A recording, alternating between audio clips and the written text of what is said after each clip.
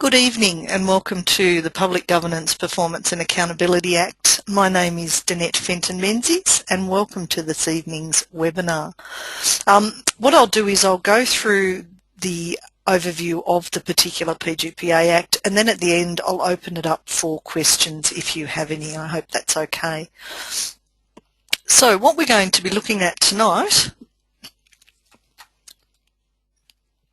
if I can get the slides to work properly, there we go, is we're going to do an overview of the main parts of the Act, and we're going to look at what you need to know in relation to the PGPA Act, and then talk about your obligations. So for those of you that were used to the Financial Management and Accountability Act, there are some new duties that come to you as officials under this particular Act, and so you need to be aware of those. Now, in terms of this Act, it basically received royal assent in June last year, and it came into force from the 1st of July this year. All of the Commonwealth Authorities and Companies Act was repealed, but a little bit of the FMA Act was left in place. It's going to be given a new name, and that bit was to do with drawing rights. So I'm not quite sure why it wasn't included in the Public Governance, Performance and Accountability Act, but it wasn't. But the bit to do with the drawing rights is in place basically till 1 July next year. Now, in terms of how the Act is set out, there's 112 sections and it's broken into 4 different chapters. So the first chapter is basically the introduction, includes definition sections, etc. Chapter 2 is for Commonwealth entities and the Commonwealth. So basically any of the old Commonwealth authorities and also any of the FMA agencies. Commonwealth companies, which were the second part of the CAC Act, the Commonwealth Authorities and Companies Act, have their own separate chapter, Chapter 3. And then Chapter 4 covers things such as the rules, the delegations, and the requirement for an independent review of the Act and the rules after 3 years. Each chapter within this particular Act is broken into parts and divisions, and you'll get a copy of these slides, and so if you click on that link it will take you to the actual PGPA Act in Common Law.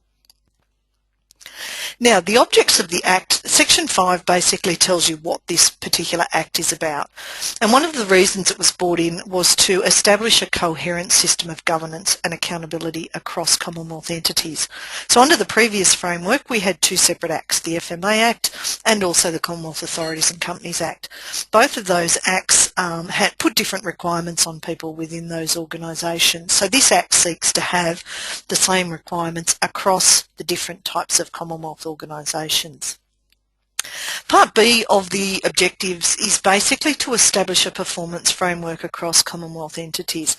So one of the things when they were reviewing the old framework was comments made by a number of people that it was difficult to actually tell whether we were performing well or not. There was a lot of focus on financial information, not a lot of focus on non-financial information, and people struggled with, is the organisation doing well or not? So they're going to establish a performance framework.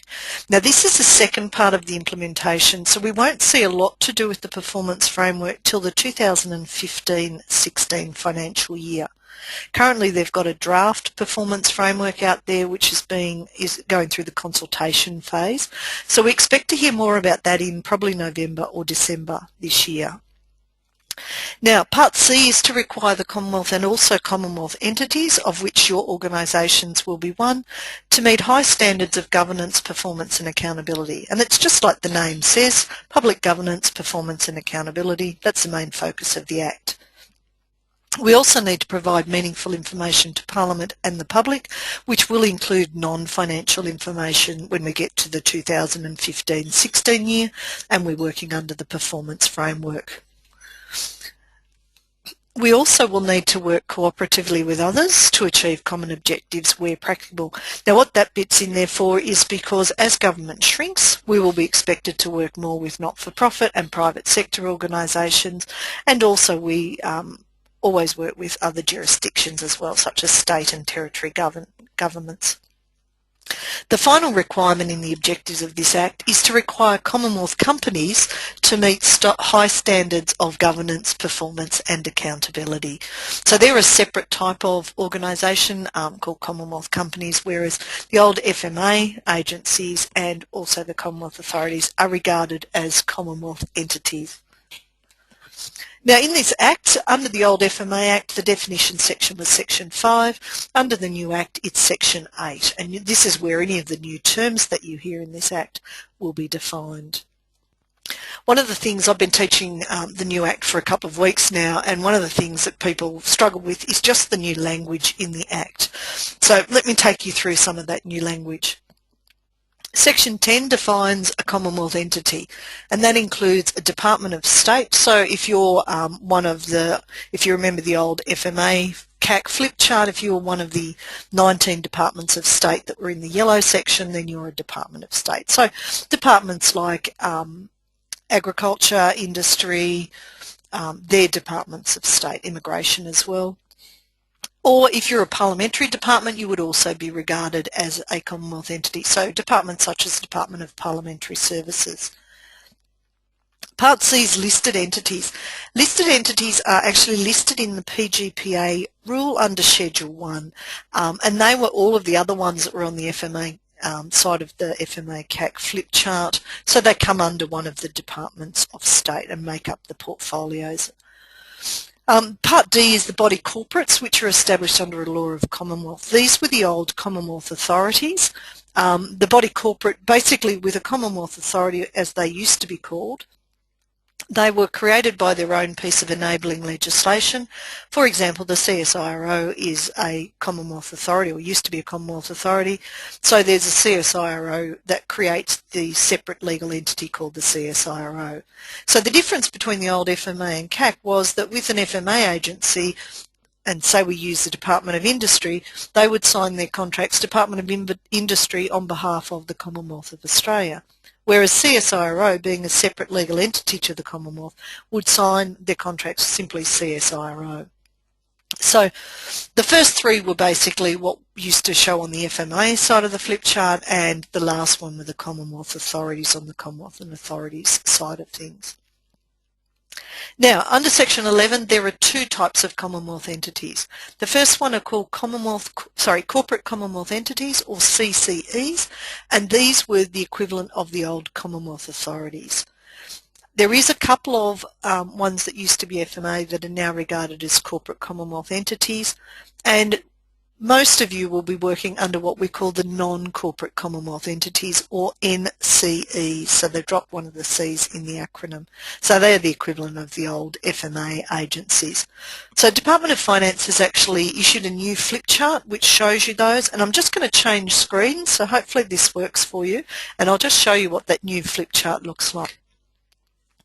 So hopefully you can see this on your screen, which is, again, it's a two-sided flip chart. The blue bit are your non-corporate Commonwealth entities. Your green bits are your corporate Commonwealth entities, and the yellow ones are the Commonwealth companies. There is, like the old FMA CAC flip chart, there is symbols and colours explained on the second page. So that's just to give you a look at what that's like nowadays. That is available in the same place that it was available if you used to print out the old FMA CAC flip chart, which we'll go to a little bit later on. Okay, let's just get our slides back up. I love it when things don't work. Hang on, there we go. All right, hopefully you can see the slides again. So for most of you, you will have worked in what we previously called an FMA agency, and that is now called a non-corporate Commonwealth agency. Under the old Act, we used to have what was called a Chief Executive, which was generally the head of your agency, but because we referred to the Chief Executive instructions under the FMA Act, the head of an agency was called the Chief Executive. Under the new Act, under Section 12, they are now called accountable authorities. An accountable authority can be a person, such as a secretary of a department, but for some organisations they will have a board or a council. So the people on that board or council and the head of the organisation would be regarded as the accountable authority. So instead of having chief executive instructions or CEIs, you will now have accountable authority instructions or AAIs.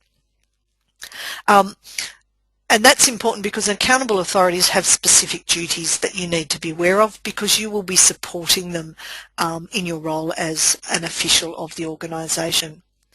Now, all of you will be regarded, if you work in the public service, as an official under this particular Act. The only people who are not regarded as officials are ministers, judges, consultants or independent contractors, unless the PGPA rules say that they are an official, and also an individual class of individual where the rules say they are not an official. But generally, most people will be regarded as an official. Why that's important for you is that there are specific duties that apply to you as officials.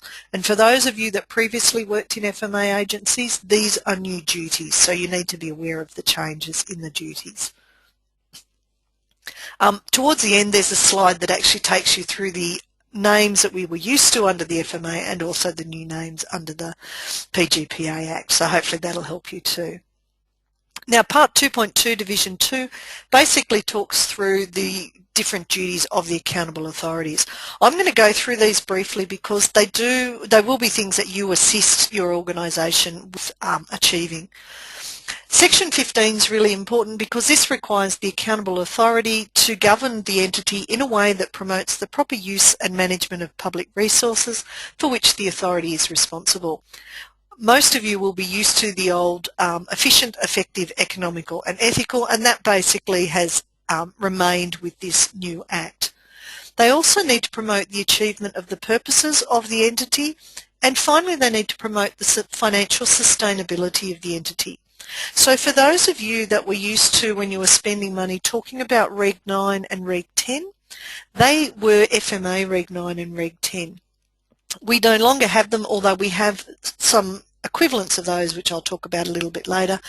The bit about financial sustainability is basically giving the head of the agency the requirement that they need to ensure not only financial sustainability for this financial year, but moving forward. So they need to put policies and procedures in place that will ensure that financial sustainability in the future. And we'll come back to that a little bit later on. Another new requirement on the agency head is that they must establish and maintain an appropriate system of risk oversight and management, and also appropriate systems of internal controls. Now, internal controls are your policies, procedures and systems. All of these are designed to protect your assets and also your accounting information.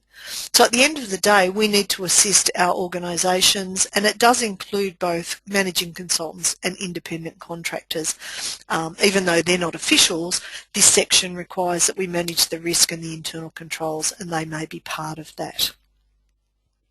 There is, in fact, sorry, if I go back to that last slide, there is now a new Commonwealth Risk Management Framework which has 9 elements and compulsory elements.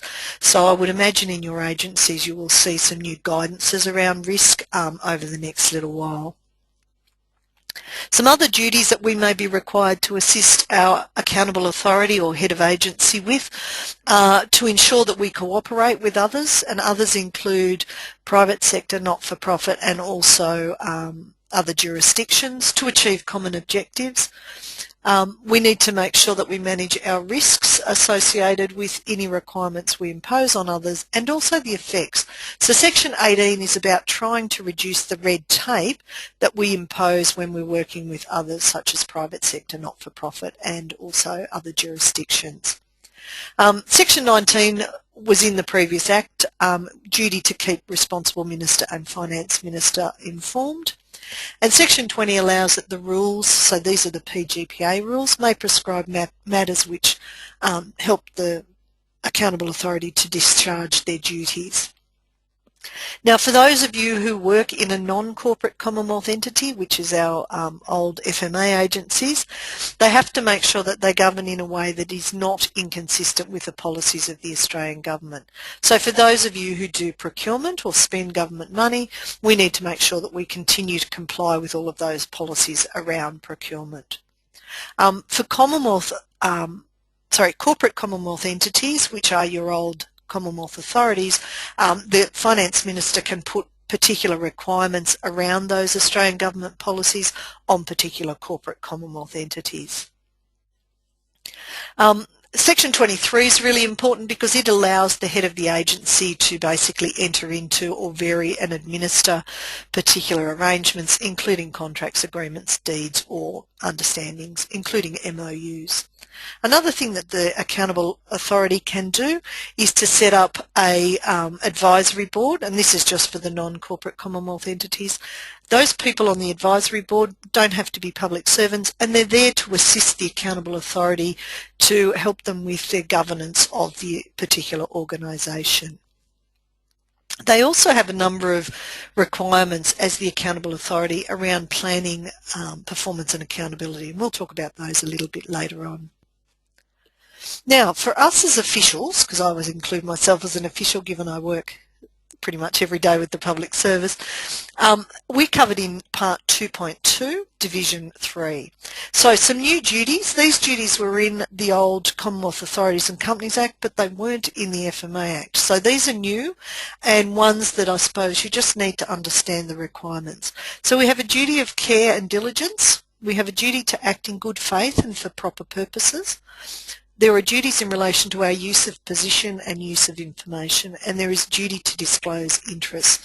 Now, these particular ones I'm going to go into more detail on the next slide, but I just want to make you aware that if you breach these particular duties, what can happen is that you can be punished or dealt with under Section 15 of the Public Service Act, and that's the one which when you breach the Code of Conduct you get consequences from. So it can include things such as termination, demotion, also fines, etc. So it is really important that you become aware of these particular duties, you make sure that you meet these duties, and you'll notice on this slide I've included a resource management guide which I've suggested to every organisation that I've been teaching this particular act in that everyone read. It's called Resource Management Guide 203, General Duties of Officials. This particular guide takes you through what are okay behaviours in terms of meeting these duties and what would represent breaches in relation to these duties. For any of you who deal with the Certificate of Compliance or what is now going to be known as compliance reporting, we will have to answer questions around people meeting these duties from the 1st of July. So I suggest all of you have a good read of that particular resource management guide. It's only about 16 pages long, so it's not too bad.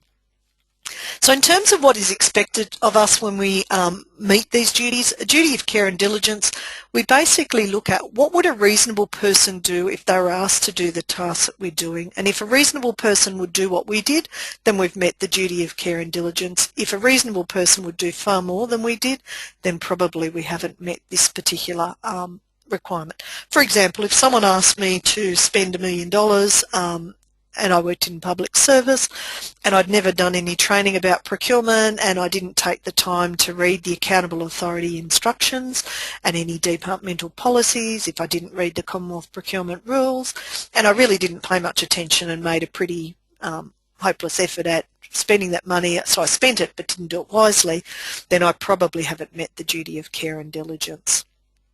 The second duty, to act in good faith and for proper purposes, we need to look at what would an informed person deem to be an action that is appropriate. So again, if I'm doing it for the right reasons, I'm doing it and I've acted in good faith, then I'll be fine. But if perhaps I'm doing it for my own purposes rather than for the department's purposes, I could find myself in breach of that section. Any time where we misuse our position or misuse information that we have access to in our work roles, and that causes detriment to either the organisation you work in, the Commonwealth, or any other person, then you can be found in breach of either the duty in relation to using your position or using information. The final duty in relation to these is the duty to disclose material personal interest. So if you own shares in an organisation and your organisation is going out to the market to procure things and you're part of that procurement team, then even if you don't own a material amount of those shares, I would still be declaring those. if you're unsure, should I declare this interest or not, it's probably best to declare, and then your organisation can decide what to do with it.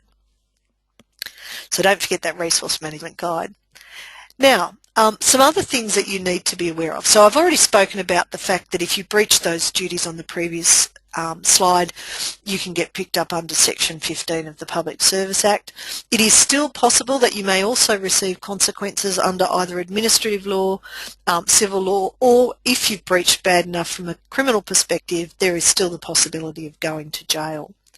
Now, some additional consequences you need to be aware of relate to a couple of different things. So you personally, or a minister personally, may be liable if you incorrectly gift something. So if you don't meet one of the requirements of Section 66, then Section 67 requires that you personally must repay the Commonwealth the amount of the relevant property that was gifted incorrectly. So an example of this, I had an agency I dealt with where some staff were retiring. The manager basically said to the staff, look, those mobile phones you have, they're pretty old, you know what, just take them when you go. Now, those assets hadn't been written off the asset register by the write-off delegate, and they hadn't been signed off as a gift by the gifting delegate. So in that case, that particular one would be a breach of Section 66, and that would mean that if that was investigated, that particular manager would have been made to pay the value at the date they gifted those particular mobile phones, the value they were worth at that date. Probably not very much, but still something you don't really want to get yourself into if you can help it. Two other times where you might be required to personally pay for things that are lost are under Section 68. If we lose relevant money, which was our old public money, or relevant property, which was our old public property under the FMA, and you didn't take reasonable steps to prevent the loss, then you may be required to pay the Commonwealth out of your own funds. The other time is if we lose relevant money or property where you weren't the person who was holding it or given it, but you contributed to their loss through your misconduct or by deliberate or serious disregard for reasonable standards of care. So if that's the case and someone else lost it, but you contributed to that, you may be asked to pay part of that as well. So pretty harsh consequences if we don't get that right. So they're the breaches for you, or the consequences of the breaches for you as officials. Now some of the other requirements, and just briefly I'll go over these, are some new ones that are coming in. So from the 15-16 financial year, accountable authorities will require or will be required to prepare corporate plans for their entities. As always, we've been required to prepare budget estimates, so that hasn't changed. However, a new requirement is that they must now cause records to be kept that properly record and explain the entity's performance in achieving its purpose. Now that will come in from next financial year when we will actually be doing performance reporting on top of our financial statement reporting. So Section 38 also is part of that they must measure and assess the performance against achieving their purposes, and from the 2015-16 year, as I said, they will need to prepare annual performance statements. They will be part of the annual report, and they will focus far more on non-financial reporting. So it'll be qualitative data. So, you know, how do we go? We gave you this money. What was, you know, the outcome of the actual thing that we gave you the money for, and what was the quality of what you achieved? The other thing that has changed under Section 41, we always were required to keep proper accounts and records for financial information, but the wording has changed, so they now are focusing on financial position. So that will mean, and it links to the financial sustainability duty that the accountable authority has. So financial position is the difference between our assets and our liabilities. So I suspect agencies will focus a lot now on what are you doing with your assets and making sure you get the most out of your assets, and what are you doing to control your liabilities. So one of the big liabilities is staff entitlements such as annual leave and long service leave.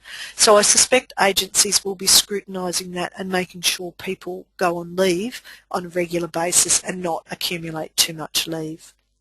Section 42 has always been there to prepare annual financial statements and making sure that they're audited. Each agency needs to have an audit committee, and the annual report needs to go to the responsible minister, usually by the middle of October. New one is Section 34, which requires that the Australian Government may publish a statement setting its key objectives and priorities. Where it does that and it relates to your agency, we would generally be gathering information to report back to Government on that. As I said, a new requirement is we will be required to produce the annual performance statements, and in certain instances the Auditor General might be required to actually audit those annual performance statements. So we'll know more about that once the performance framework is embedded next financial year. As always, we still need to give the Auditor General our annual financial statements. The Finance Minister also has requirements. These were in the previous FMA Act, and that is to prepare the monthly whole of government financial reports, and also once all of the agencies have done their financial reports and had them audited, the Finance Minister has to prepare annual financial consolidated statements, which are audited by the Auditor General. Now, I didn't go into a lot of detail on the next little couple of bits, just to give you a summary of the main requirements that you need to be mindful of. So Part 2.4, which goes from Section 50 to 72, covers the use and management of public resources. And I've just defined public resources down the bottom from Section 8 as relevant money, which used to be our public money, relevant property, which used to be called public property, and our appropriations. So where you deal with funding and expenditure, that's Division 2. Banking is Division 3. Division 4 covers borrowing. 5 is investments. Now 6, for those of you who are used to contingent liabilities, that's where we find the information on those. So they still exist. So if you are hiring a venue or you are signing any other terms and conditions or contracts other than the Commonwealth, we need to look at the requirements around contingent liabilities. So what it is, for example, if we hire a venue, generally most venues won't use Commonwealth contracts, so we have to use their terms and conditions, and there's usually a clause that says if you burn down the building or someone injures themselves in while you're holding your particular event, that by signing to their terms and conditions you agree that you will take on the obligation, you being the Commonwealth. So where that's the case, we have to assess the risks of those particular contingent liabilities, and in some instances seek additional insurance. So all of your agencies will have particular policies around contingent liabilities, and you will need to continue to follow those. Division 8 and Division 9 basically apply to ministers more than you as individual officials. Now, if you're dealing with appropriations, you will find that in Part 2.5. If you're dealing with other jurisdictions and sharing information or putting requirements around audits, you'll find that in Part 2.6. And if you deal with Commonwealth companies or new corporate Commonwealth entities, which are our old Commonwealth authorities, they're dealt with in Part 2.7 and also Chapter 3. The last chapter in the Act is to do with, it covers the rules, the delegations, and also there is a requirement on the Finance Minister to, after 3 years of the Act and the rules being in place, that they need to ensure an independent review of them. So that will take place in 3 years' time. One thing just to note in the 4.2, your Chief Executive, or what is now known as the Accountable Authority, they issue their delegations under Section 110 of this particular Act. So hopefully one of the things you've noticed if you've been exercising delegations since the 1st of July is that they no longer say the FMA Act, hopefully they say the PGPA Act. Now, some things for you to consider, particularly if you're working in a finance role, but even if you're not, just generally, is that we need to make sure that all of our internal policies, procedures and delegations in departments now refer to the PGPA Act rather than the FMA or the Commonwealth and Authorities and Companies Act. Given the new obligation on accountable authorities around managing risk and looking at internal controls, now is a good time to go through your policies, procedures and also your systems to make sure that they are actively managing risks. To do with that is also having a look at the Commonwealth Risk Management Policy, which is available on the Department of Finance's website. One of the things I'm also suggesting is that if you give out assets, particularly portable and attractive ones such as laptops and mobile phones, given the requirement now that if people don't take reasonable care, they will be required to repay out of their own money, so own salaries and wages, for the replacement of that, I would suggest it's probably a good time to update the sign-out form that you give when people are issued with assets, so that they are aware that they could be personally held responsible if they don't take reasonable care to protect those assets.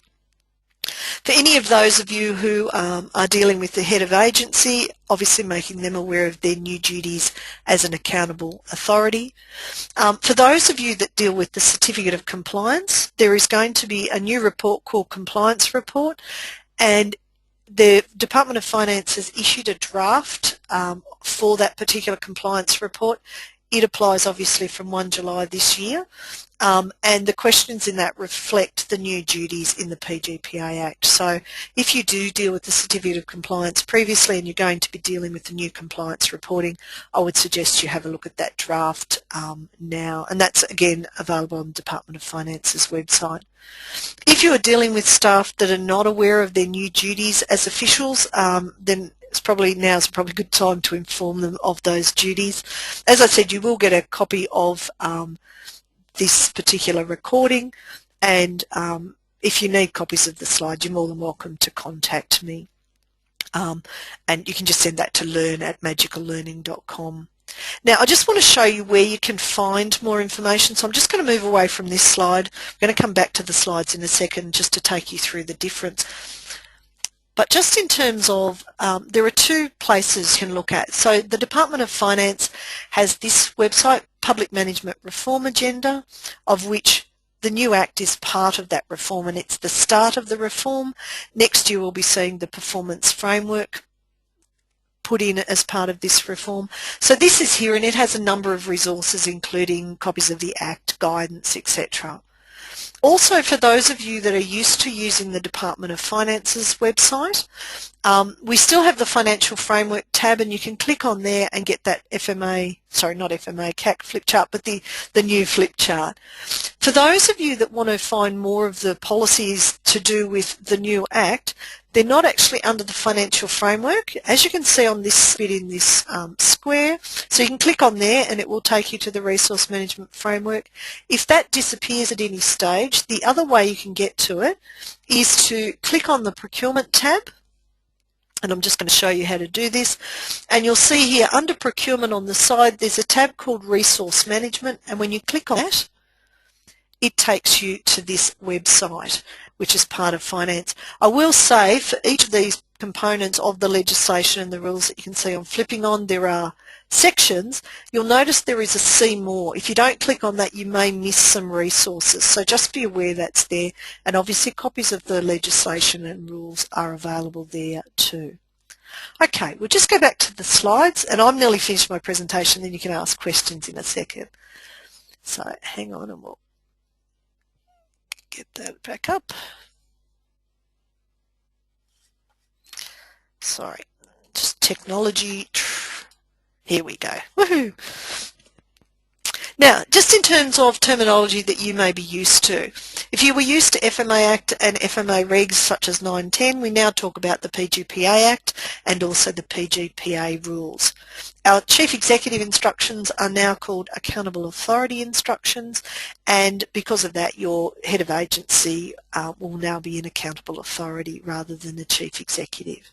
Instead of being an agency now, we will be an entity, and for those of you who work in the old FMA agencies, you are now known as non-corporate Commonwealth entities, or NCEs. For those of you that may have worked in a Commonwealth authority, you will be called a corporate Commonwealth entity, although if you worked in a Commonwealth company, you will still be a Commonwealth company. Now, The following bits are our old Reg 9, Reg 10 and the ones to do with contingent liabilities. So what was known as FMA Reg 9 is now PGPA Rule Section 18. Now what you'll probably see in your agencies are that the process is exactly the same as it was before 1 July, and you'll probably hopefully have something that says PGPA Rule Section 18, but then hopefully they've put in brackets formerly known as Reg 9 so people know what they're doing. That's the one where we're approving the spending proposals. For those of you that dealt with the old Reg 10, which was making sure that we could approve future year spending, that is now Accountable Authority Instruction 2.1A Authorisation. Hopefully again they put brackets behind that saying formerly known as Reg 10. For those who deal with contingent liabilities and Reg 10A under the old Act, that is now PGPA Act Section 60. The other change that you will note is our Commonwealth Grant Guidelines are now Commonwealth Grant Rules and Guidelines, so they're CGRGs. The Commonwealth Procurement Rules are still the CPRs, Commonwealth Procurement Rules. The other major change is public money and public property are now referred to as relevant money and relevant property. Now there is a heap of resource management guides, and I've just put the ones that are currently available on the next couple of slides. So some of the ones that would be important to you is certainly the one about 203, General Duties of Officials. When we get to the non-financial information, 209 will be useful. You'll notice that there's gaps between some of these numbers. Some of these are still in draft form. So when they're released finally, those numbers between 205 to 209 will be filled out. There is also some around banking and investments, the stuff to do with committing relevant money, so this is where we want to spend money. Some of this is still in draft, but I have at least got the numbers for some of these. From one that, for those of you that deal with suppliers, 416 is an interesting read because from 1 July for payments where we're paying suppliers under $10,000, the government's going to generally encourage us to pay using payment cards such as credit cards. So that's probably worth reading and having a think about how you're going to do that from 1 July next year. The last lot have to do with property management, so if you deal with any of those, and that's a big property, then there's some resource management guides. And for those of you who deal with risk, I absolutely would encourage you to have a look at the Commonwealth Risk Management Policy. It's not very long, but it has 9 elements that are compulsory, so it's important to have a look at that as well. So that's the end of my presentation, and we've still got a couple of minutes left. So I was going to open the floor and ask if you've got questions to feel free to type them in the chat box, and I'll endeavour to answer them. So if anyone's got questions, please feel free to put those questions in. So you can either do it in the chat box or in the question box. I can see both, so fire away.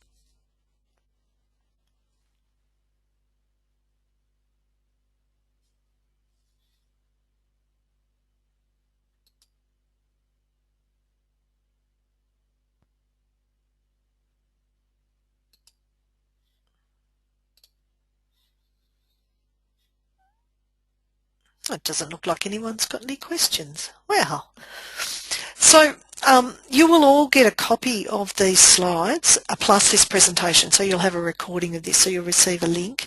If you have any questions at all, please don't hesitate to contact us. We're more than happy to help in relation to this new legislation.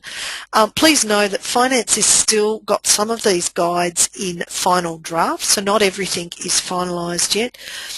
So you may notice in your agencies that some of your policies, procedures still might refer to FMA, and hopefully they'll get updated shortly, but you will see changes to your processes as we move through the public management reform agenda. So good luck, and as I said, if you need any help at all, please don't hesitate to contact us.